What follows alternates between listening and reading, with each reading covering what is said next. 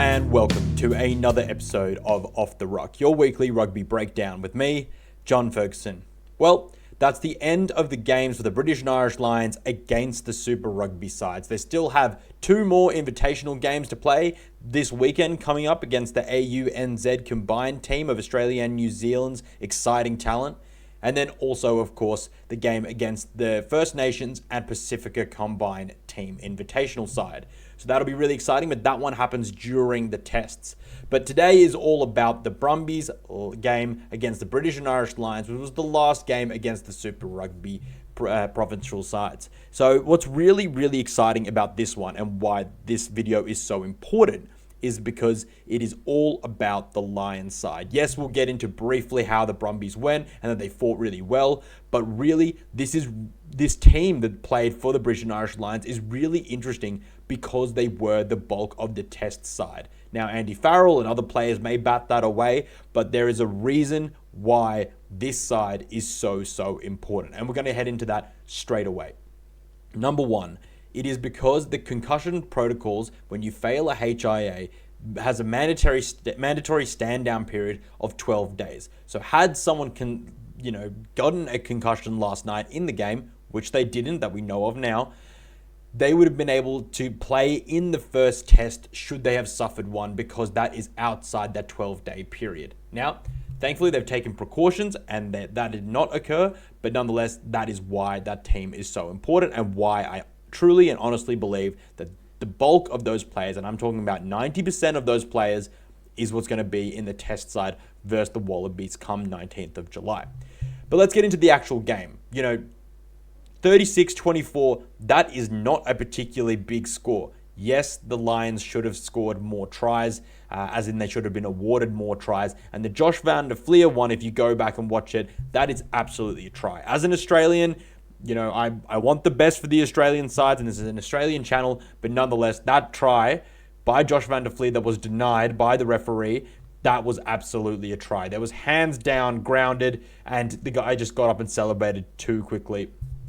A lesson that he rectified and just was a testament to his elite skill as a player and, knowing what it craves at the top level. He rectified that and scored the try and made sure he stayed on the ball until the referee saw it was on the ground, and then he was awarded the try. So well done to Josh Van der Fleer for rectifying that issue on the fly. As far as the entire game went, I thought that the British and Irish Lions were tactically really good. I think they had all their cornerstones or all their foundations really well set. So their line out was firing with Maro Itoje. The captain had another really good captain's knock. And that carried on into his leadership in and around the field. The British and Irish Lions went for their first penalty goal of the provincial side games, and that just is a massive respect and proves how tough the Brumbies defense was, and we'll get to them in a second. But again, the Lions set piece really good. When they decided to go for the line out, they looked secure. Maro Itoje led that, and then it's scrum time. Ellis Genge, Tyg Furlong, Dan Sheed absolutely took the Brumbies front row, as I thought they might, to town. And although this just proves that it's going to be an awesome contest for the tests, that just goes to show that there's still such a huge rift in this class of this front row for the British and Irish Lions and what the provincial sides can dish up, despite them having done quite well in the previous weeks and games. Nonetheless, then moving on into the kicking game, I thought Finn Russell, the combination of Finn Russell and James Gibson-Park was absolutely outstanding. Really impressed. I'm happy that is kind of where I thought that the halves pairing was going to end up anyway, and it certainly looks that way now. Between Russell's good kicking, great pass election, and feel that he has so much time on the ball, alongside with James and Gibson-Park's absolutely amazing analysis of the game, time with the ball, and also ability to box kick. His ability to get the ball from his hand, from the ruck to his hand to the foot, is just crazy. It's going to be so hard to charge him down, even for some of our tallest locks like Nick Frost, because he is so quick in that motion. He's so efficient. Great kicking game from both of them. Really showed what they're capable of. I thought the centers, Bundy Aki and Gary Ringrose, together worked exceptionally well. And then the rest of the pack really worked hard to be able to get in and around what looked to be quite a strong performance. And had actually Josh Van der Fleer put that ball down and James Lowe who probably needs to... I'm not surprised. I wouldn't be surprised if Andy Farrell didn't have a big chat with him after the game, because not scoring that try, not finishing that, is just not good enough at Lions level, particularly when you've got Duhan van der Merwe and Mac Hansen waiting in the wings, literally, to take your spot should you not be able to finish those tries. It was a tremendous effort from Andy Muirhead to be able to get under that, but that should never have been the case, truly. Although the Brumbies fought really well, they were clearly just outgunned. They were lacking so many of their Wallabies players, but what's a real testament to them, as I mentioned, was that the Lions took that penalty goal, but also at how little ball and little territory they had, and they still were able to perpetuate the points on the board. And that is just a huge testament and a huge proof how good their systems are. And they carried on their 22-meter efficiency on from the Super Rugby Pacific competition all the way into this game against a test quality side and a world-class test quality side at that. So Stephen Larkham, the coach for the Brumbies and a former legendary Wallaby, or always will be a legendary Wallaby, but used to play as well, he can be truly proud of his boys' efforts and also his team's coaching effort, because that was a really, really impressive display by the Brumbies, because they were able to disrupt the Lions' flow, and that will have the Lions worried. Now, I know this podcast is mostly about the Lions, so let's just go straight there. The breakdown continues to prove to be a difficult area for them to manage. The likes of Rory Scott, Caden Neville, who's not typically he's a second rower, not typically a breakdown threat, managed to get in there. And of course, Luke Reimer when he came on in the second half, which he did such a typical performance of being so strong in the ruck. And the Wallabies will have on-ballers that are just as strong, if not stronger, in Fraser McReight to be able to get in and around that, as well as a few other players. So that is something that Andy Farrell and his team will be really concerned about, especially because a lot of these players won't play in the invitational side and they won't have that refereeing exposure and they won't be able to harness that in a live environment until they play on Saturday, the 19th of July against the Wallabies. And that will be under the refereeing of Ben O'Keefe, a Southern Hemisphere referee. And we saw how O'Keefe punished the British and Irish Lions during that game against the Western Force. So it'll be really, really interesting to see how Andy Farrell picks his side. And at the end of this video, I'm going to show you guys who I think Andy Farrell will pick. I'll do a locked Lions squad, 23-man locked Lions squad to be able to verse the Wallabies against them on the 19th of July, who I think that Andy Farrell will pick. And I don't think there'll be too many surprises in there. There's a couple of positions that I'm a bit worried about there, but we'll get to that. On the actual night, I thought that the strongest performers were Gary Ringrose. And now Gary Ringrose was obviously in a head-to-head battle with Hugh Jones, still is, but I really think that he's locked that in after such a strong performance, both in attack and defense. Bundy Aki, his centre partner, his Irish centre partner, they played well together. Bundy Aki, without being amazing, had a solid game. And then I'd also like to really, herald Ollie Chessum. I think that he is really, really taking that 6 jersey for his own, and he was really, really impressive in his ability, his work rate around the field, and his physicality in both attack and defense. Really impressive. And it's just those kind of little mini performances, while the players like James Lowe and perhaps Bundy Aki didn't have their strongest nights, as well as number 8, Jack Conan. So that's really interesting. But let's just go straight into the locked lines. I'm going to whip the side up on the screen here. There, soak it in for a hot second. The reason why I have question marks at number 7, 16, and 23 is because there are machinations or combinations that make this decision particularly difficult. Number 1, let's go to number 7. It's a 3-way battle. As I mentioned in previous videos before, Josh van der Flier played well on the weekend without being perfect, really missing that opportunity to score that try and to have the maturity in the moment to be able to stay on the ball and make sure the referee saw it, but he rectified, so well done to him. Tom Curry, who I think also has played well all tour without being absolutely amazing. And then there's Jack Morgan, the lone Welshman. And I just think Jack Morgan brings a level of explosivity, a little bit of an unknown commodity for the Australians, and definitely a different, lower to the ground profile than both Tom Curry and Josh van der Fleer. And I just feel that Andy Farrell, if he's going to pick a number 7, he doesn't need the height. Just get a proper low to the ground brawler in there. And that's why I think that Jack Morgan should be the number 7, but that's why I put a question mark there, because I'm unsure about how Andy Farrell sees this, whether he goes with his Irish core and makes Josh van der Fleer part of that, or maybe he goes with the taller number 7 in Tom Curry. And then also, maybe he just needs to feel like there's a bit of a fairer distribution of players in the side. And that will come into his psyche, because he doesn't want to necessarily be seen as just picking Irish players. So a little bit to chew on there. Have a think about it. Let me know what you think about the comments below. Then at a replacement hooker.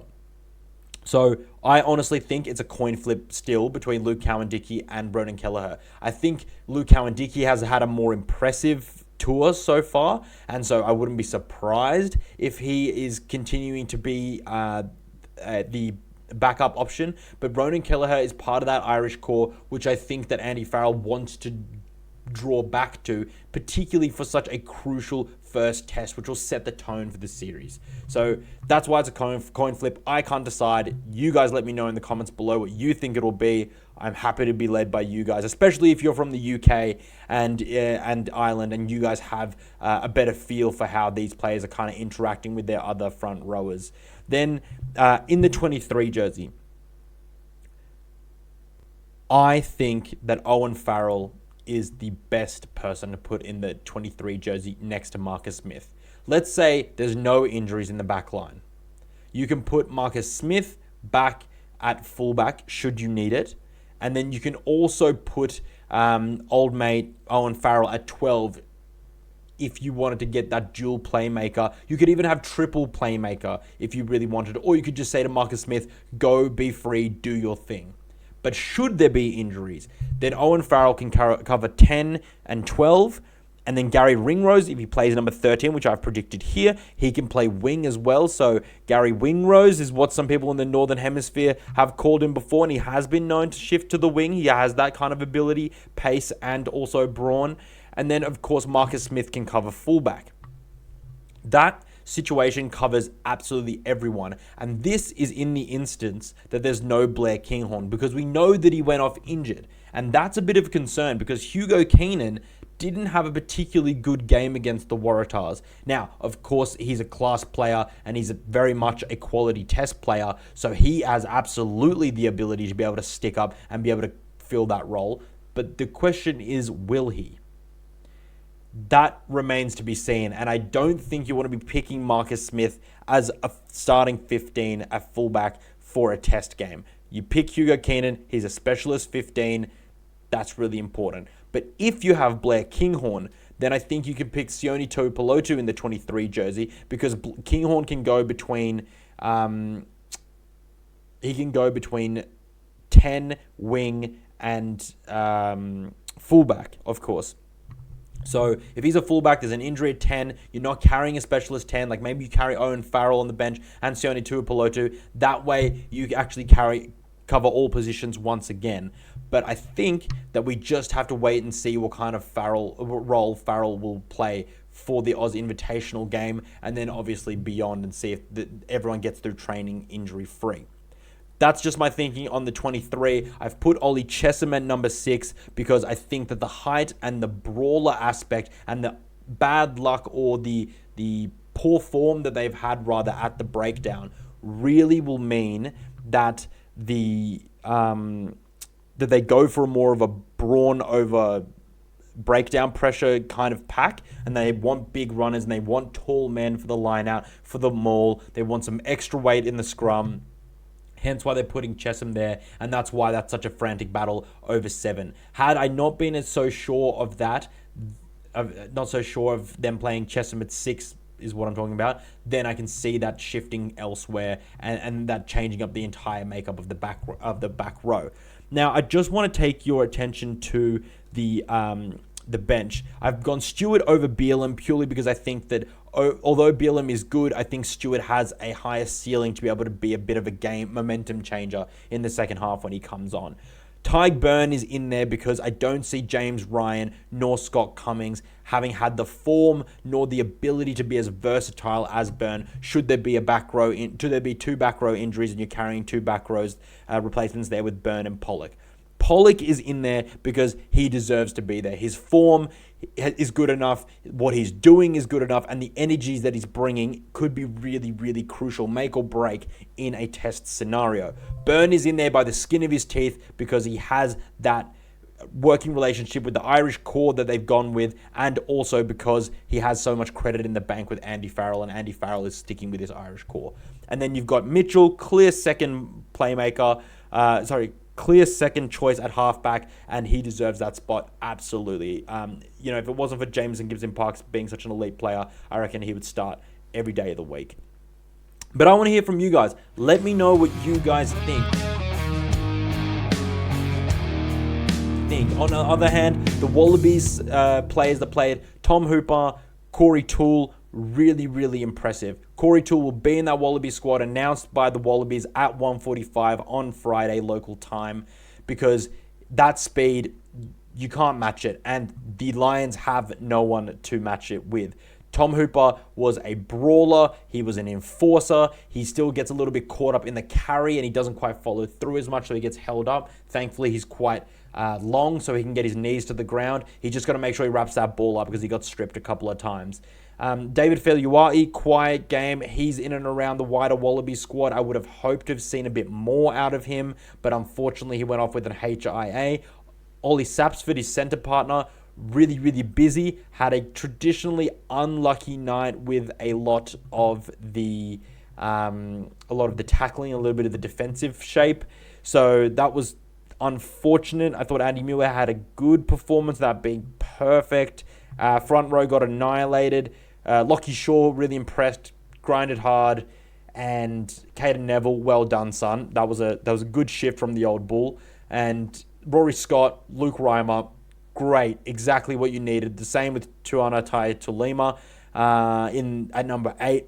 Bulky, aggressive, in their face, well done. Ryan Lonergan. Okay, hold up, sorry. Ryan Lonergan. He has to be a Wallaby this year, and after the British and Irish Lions series, he is going to be a Wallaby. There is no doubt in my mind, if he stays injury-free, he is absolutely going to be a Wallaby because he deserves it, and his game management and ability to get involved and not to shy away from the contest last night against an absolutely world-class test side, like I mentioned yesterday, was absolutely awesome. Stephen Larkham should be so proud of his men. The Brumbies should be so proud of themselves. Congratulations to Mac Hansen on coming back to the Brumbies after having played there and being able to versus his old club. Great jersey swaps happening after the game. Really, really nice moments. But yeah, that's what I think. Brumbies onwards and upwards. Congratulations to the British and Irish Lions. And I will do a analysis piece on the British and Irish Lions moving into next week. I'll do it on RUGBYPASS as a written piece. I'll do it as a video here. But until then, this is the side that I think the British and Irish Lions will pick for game 1. Injuries aside, we'll see how that goes. But that's why I've picked Hansen there instead of Kinghorn. You guys know it. You guys watched the video. So stay tuned for that. But thank you so much. And don't forget to like and subscribe. That's what helps me grow this channel. It's just me. I'm doing a hell of a lot of work on this. And it's absolutely a privilege and a joy. And I'm loving it. But how you can help me is if you like and subscribe. Click the buttons down there somewhere. And until then, enjoy the Oz Invitational video. I'm unsure whether I'll get a video out for it beforehand. I'll definitely do a review afterwards if not. And follow me on Instagram and also on TikTok, Off the Ruck. But until then, guys, enjoy your rugby. Enjoy the touring. I'll also do a bit of a food drink tour between Brisbane, Sydney, and Melbourne for the test. So if you're from overseas, make sure you get around it. But until then, enjoy your rugby, and I'll catch you guys on the next one.